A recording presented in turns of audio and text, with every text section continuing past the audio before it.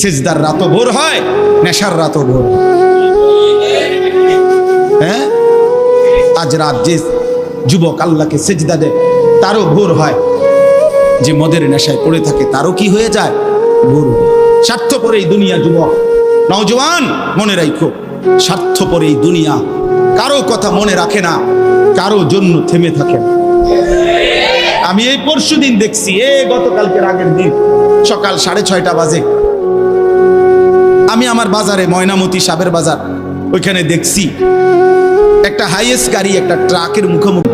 তোমারে পুড়তে হয়, আল্লাহর কসম বন্ধু, তোমার পতন তুমি করে দিলা, নিজের নষ্ট তুমি করে দিলা, শেষ পর্যন্ত দেখবা কেউ তোমার কথা মনে রাখবে না। এই পৃথিবী ধোঁকা। চলো এই জন্য আল্লাহর দিকে ফিরে আসি। ইল্লা মান তাবা ওয়া আমানা ওয়া আমিলা সালিহান। আল্লাহ বলে, যে গুনাহ ছেড়ে দিয়ে তওবা করলো, আমি আল্লাহকে বিশ্বাস করলো এবং পুনরায় আবার নেক আমল শুরু করে দিল, ফাউলাইকা ইয়াদখুলুনাল জান্নাহ, আমি আল্লাহ ওয়াদা দিলাম, আমি আল্লাহ তাদেরকে জান্নাতেই ঢুকায়া দেব। ওয়ালা ইউজলামুনা শাইআ, কোনো জুলুম করা হবে না এক বিন্দু। অর্থাৎ পেছনের গুনার জন্য আমি লজ্জা দেব না, বরং তওবা করার কারণে, ফিরে আসার কারণে, নতুন করে আবার নামাজ সেজদা বন্দিগি পাক পবিত্র জীবন চলার কারণে এখন থেকে নিয়ে বাকি জিন্দেগির আমলের বরকতে জান্নাত দিয়ে দেব। এই জন্য প্রিয় সন্তান, প্রিয় কিশোর, নওজওয়ান, যুবক, চলো ইনশাআল্লাহ বদলাইবার সিদ্ধান্ত নেই। সবাই এই পরিমাণ শাহওয়াত, এই পরিমাণ অবৈধ কামনা বাসনা, নারী ছবি, অশ্লীলতা, বেহায়াপনাতে মাতাল হয়ে গেছে বন্ধু চারিদিকে, সমাজের চারিদিকে। হজ্জের সফরে ছিলাম, যে কয়দিন যাই খোঁজ খবর নিছি, দেশের খবর একটাই, হত্যা, খুন, ধর্ষণ, নারী নির্যাতন। আর সবচেয়ে আশ্চর্যের কথা হলো, আমি মনে হয় আমার এই ছোট্ট হায়াতে গত 30 বছরে আমি যে কথাটা এতবার শুনি নাই, গত 2 মাসে বারবারই শুনি চারিদিকে পরকিয়া। এটা এই পরিমাণ সমাজে বেড়ে গেছে, অসভ্যতা, যে স্বামী থাকতো নারী অন্য পুরুষের প্রতি আসক্ত, স্ত্রী থাকতো ওই জানোয়ার অন্য নারীতে আসক্ত। এটা খুব বেশি পরিমাণ বেড়ে যাচ্ছে, যার কারণে আপনজনকে হত্যা করতে পর্যন্ত লজ্জিত হচ্ছে না। এর চাইতে বড় আশ্চর্য, আশ্চর্য বাংলাদেশে এর চাইতে বড়, এর চাইতে দুর্দর্শ হত্যার ঘটনাও 2 দিনে কি হয়ে যায় খবর বোঝা যায়। কিন্তু এখানে কেন বোঝা যাচ্ছে না? বোঝা যাচ্ছে এটা স্পষ্ট, আপনজনের এটা ধামাচাপা দেওয়ার জন্য সব রকমের প্রসেসিং করা হচ্ছে, সব প্রসেসিং করা হচ্ছে। অসহায় ইমাম মুয়াজ্জিনকে বেইজ্জতি কেউ করতে পারে নাই, কোন আলেমে দ্বীন ইনশাআল্লাহ বেইজ্জতি হবেও না ইনশাআল্লাহ।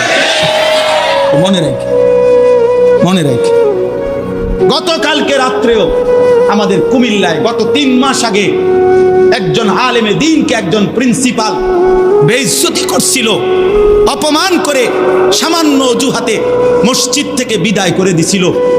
ওই কলেজের ছেলেরা গতকালকে রাত্রে ওই মসজিদের ভিতরে ঢুকাইয়া 9 ঘন্টা আটকাইয়া তারে, তার হাতে ছাত্রদের উপস্থিতিতে তারে পদত্যাগ পত্র দিয়া ঘাট ধরে কলেজ থেকে বের করে দিছে। আল্লাহ তাআলা বেইজ্জতি করে দেখায় দিছে। ছাত্ররা বলছে, স্যার সই দেন, আপনারে 50 টাকা দিব। মানে 50 টাকা, 100 টাকার লোভ সামলাইতে পারেন নাই, নেন পদত্যাগ পত্র, সই দেন। এই জন্য দোস্ত, নারীর আসক্তি, জিনা, বেবিচার, পরকীয়া, অসভ্যতা, যুবক ভাই তোমরা বাঁচতে হবে। নওজওয়ান, আল্লাহ যদি হায়াত দেয় তোমরে, আগামী সময়টা তোমরা তো পৃথিবীতে থাকতে হবে। এই সমাজ, এই দেশ তো আলাদা করতে পারতা না, তুমি তো এই জমিন ছেড়ে দিতে পারতা না বন্ধু। সম্পদ যদি হয়, তোমরা সব ছেলে তো একসাথে চাঁদের দেশে যাইতে পারতা না, আরেকখানে যাইতে পারতা না। এই সমাজ নিয়ে বাঁচতে হবে, এই দেশ, এই মাটি, এই এলাকা নিয়ে তো তোমাদেরকে বাঁচতে হবে ভাইয়া। তাহলে এই সমাজ যদি তোমরা এভাবে নষ্ট করে দাও, তোমরা যদি সবাই বেনামাজি হয়ে যাও, নারী ছবি, মোবাইলের অস্থির দৃশ্য ছাড়া যদি তোমাদের রাত না কাটে, দিন না কাটে, আগামী 20 বছর তোমরা সমাজ, তোমার অঞ্চল, তোমার ঘর পরিবার নিরাপদ থাকবে কেমনে? বাঁচবা কেমনে? চলবা কেমনে? চলবা কেমনে? বলো ভাইয়া। 9 বছরের বাচ্চা মেয়ে যদি নিরাপত্তা না পায়, আমার সমাজ কি পরিমাণ অশান্ত হয়ে গেছে। হ্যাঁ, কেমনে বাঁচবা ভাই? তোমারও তো বোন আছে, তোমারও তো ছোট্ট বোন আছে, তোমারও তো ছোট বোন আছে, তোমার বোনেরও তো নিরাপত্তা দরকার। তুমি তো এই সমাজ থেকেই, এই পৃথিবী থেকেই কোনো না কোনো নারীকে বিয়ে করবা, তারও তো চরিত্রের পবিত্রতা দরকার, দরকার না? তো কেমনে মিলবে ভাইয়া? কেমনে মিলবে? সবাই যদি এমন চরিত্রহীন হয়ে যাও, নারী ছাড়া, ছবি ছাড়া, মোবাইল ছাড়া, উলঙ্গ দৃশ্য দেখা ছাড়া তোমাদের রাত কাটে না, দিন কাটে না, আমার সন্তানরা কেমনে আগামীর পৃথিবীতে তোমরা বাঁচবা ভাইয়া বলো? তোমাদের অনেক ছেলের চেহারা দেখলেই তো বোঝা যায় কতদিন হয় নামাজ পড়ে, কতদিন হয় মালিকরে একটা সেজদা দেয়। চুল নিয়ে এত ব্যস্ত হয়ে গেলা কেন? চুলের ফ্যাশনের উপরে এত অস্থির হইলা কেন? কে দেখে তোমার চুল? কীর্ত দেখে? কারে দেখাবো সব চুল? মানুষের আর কাজ নাই, মানুষই বুঝি বইয়া বইয়া তোমার চুল দেখবে। তুমি যে সারাদিন চুল নিয়ে ব্যস্ত, শরীর পূজা, দেহের পূজা এভাবে করছো কেন? সারাক্ষণ বুঝি এই শরীর, এই দেহ, এটা নিয়েই ব্যস্ত হয়ে গেলা। সারাক্ষণ একটা নারী বুঝি, একটা নারী, একটা ছবি, একটা বেডি, একটা উলঙ্গ দৃশ্য, এর জন্যই পৃথিবীতে আসা। এই রাত দিন বুঝি মোবাইলে দেখবা, ছবি দেখবা, নারী দেখবা, সারাদিন বুঝি নারীর জন্যই পৃথিবীতে আসা। তোমার আর কাম নাই, আর কোনো উদ্দেশ্য নাই দোস্ত আমার। বাহ, ঠিক হলো না, ঠিক করলা না ভাইয়া, ভালো করলাম। অর্থাৎ যারা নামাজ পড়ে না, আল্লাযীনা তারাকুস সালাহ, টোটালি নামাজ যারা ছেড়ে দিছে, তারা প্রজন্মের উত্তম তো না, নিকৃষ্ট না, তারা কোনো জেনারেশনে না, তারা কোনো মানুষে না, তারা কোনো কিচ্ছু না, এর কোনো গণাতে ধরে না। ওই প্রথমেই বাদ গণাত ধরছে, অরে নিকৃষ্ট হিসেবে বলতে চাইছে আল্লাহ এখানে যারা তাদের নামাজকে নষ্ট করে দেয়। তাফসীরের মধ্যে লিখছে নামাজ নষ্ট করে দেয় মানে কি? 1 নাম্বার, যে ব্যক্তি নামাজকে যথাসময়ে আদায় করে না, ইউআখিরুনাস সালাহ, তাখির করে, নামাজ সবসময় দেরিতে পড়ে। নামাজ সবসময় কখন পড়ে? দেরিতে পড়ে। আল্লাহ তাআলা বলছেন ওরা ওই সমাজের নিকৃষ্ট। ফাওয়াইলুল লিল মুসাল্লিন আল্লাযীনা হুম আন সালাতিহিম সাহুন। আল্লাহ তাআলা বলেন ওই নামাজীদের জন্য জাহান্নাম।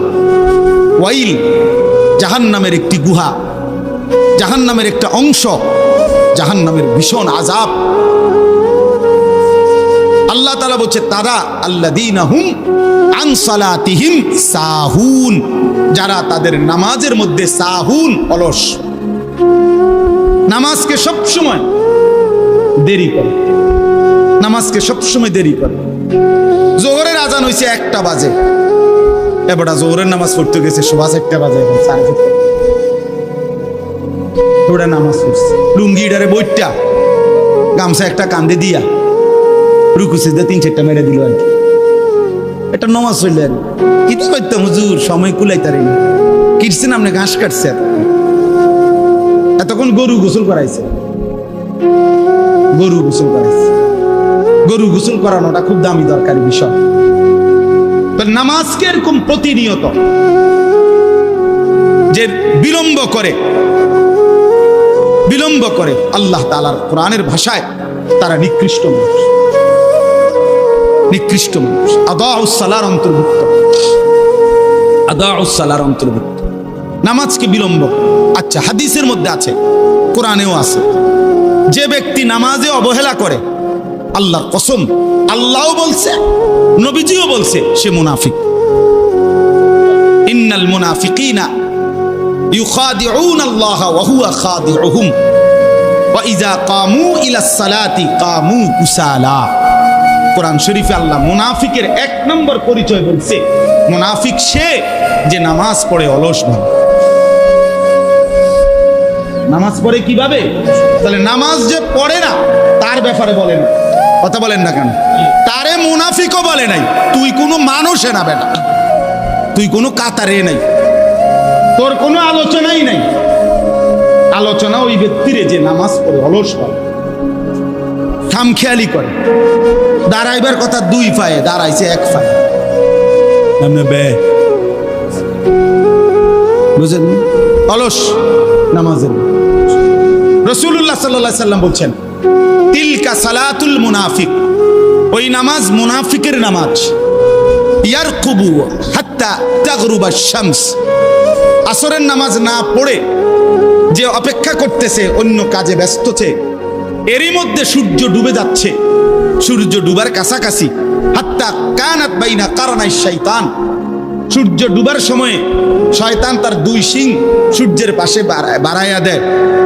আল্লাহ নবী সাল্লাল্লাহু আলাইহি সাল্লাম বলেন, কামা ফানাক্কারা আরবাআন, সূর্য ডুবে যায় এই সময় ওই আসরের নামাজের জন্য দাঁড়াইয়া 4 রাকাতে যেন 4টা ঠুক্কর মারছে।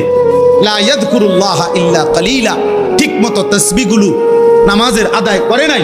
রাসূল বলছে 3 বার, ওইটা মুনাফিকের নামাজ, মুনাফিকের নামাজ, মুনাফিকের নামাজ, মুনাফিকের নামাজ। তোর মতো নিকৃষ্ট নির্লজ্জ বেহায়া আল্লাহর জমিনে তো কোনো কুত্তাও হয় না, কোন কুত্তাও তো এরকম হইতে পারে না।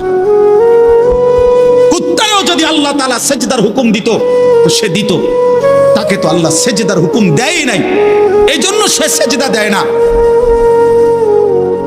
তুমি নাফরমানের তো আল্লাহ সেজদার হুকুম দিছিল, দিলা না কেন? তোমার তুলনা তো জানোয়ারের সাথেও হয় না। এই জন্য তো আল্লাহ বলছে বালহুম আদাল, ওই জানোয়ারের চাইতে নিকৃষ্ট। ওর উদাহরণ নাই, ওর তুলনা কুকুরের সাথেও না, ওর তুলনা শুকরের সাথেও না। আল্লাহর কোন সৃষ্টির অন্তর্ভুক্ত না। বলো মিয়া, এত বিবেকহীন কেমনে হইলা? আফা হাসিবতুম আন্নামা খালাকনাকুম আবাসান, কি ভেবেছো বান্দা আমি তোমাকে অনর্থক বানিয়েছি? তোমাকে আমি একদিন, আমি আল্লাহ 1 সেকেন্ডে চাইলে পারি, কুন ফায়াকুন, আমি হও বললেই হয়ে যায়। সেই আমি 9 মাস কেন লাগাইলাম?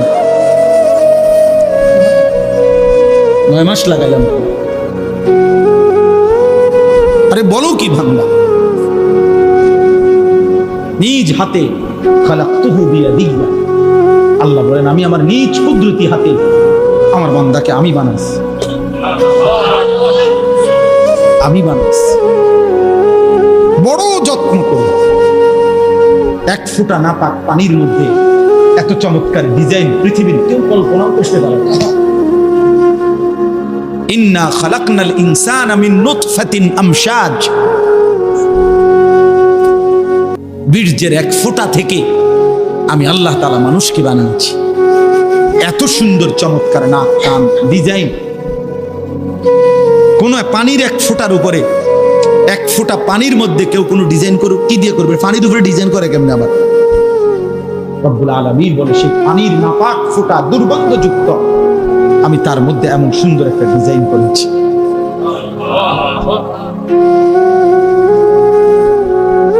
কেমনে ভুলে গেলাম? মা গাররাকা বিরাব্বিকাল কারীম, আমার মতো মেহেরবান দয়ালু মাওলা 24 ঘন্টা যে তোমাকে অজস্র অগণিত নিয়ামত দিচ্ছি, এই আসমান জমিন, এই চাঁদ সূরজ আলো বাতাস, 1 সেকেন্ড বান্দা এই বাতাস বন্ধ করে দিলে তুমি নিশ্চিহ্ন হয়ে যাবে। তুমি এই পৃথিবীতে নিঃশ্বাস ত্যাগ করে মৃত্যুবরণ করবা। একটা নিঃশ্বাসের জন্য তুমি এতটা মুখাপেক্ষী আমি আল্লাহর কাছে, সেই আমাকে একটা সিজদা দিবা না? সে আমাকে একবারও ডাকবে না?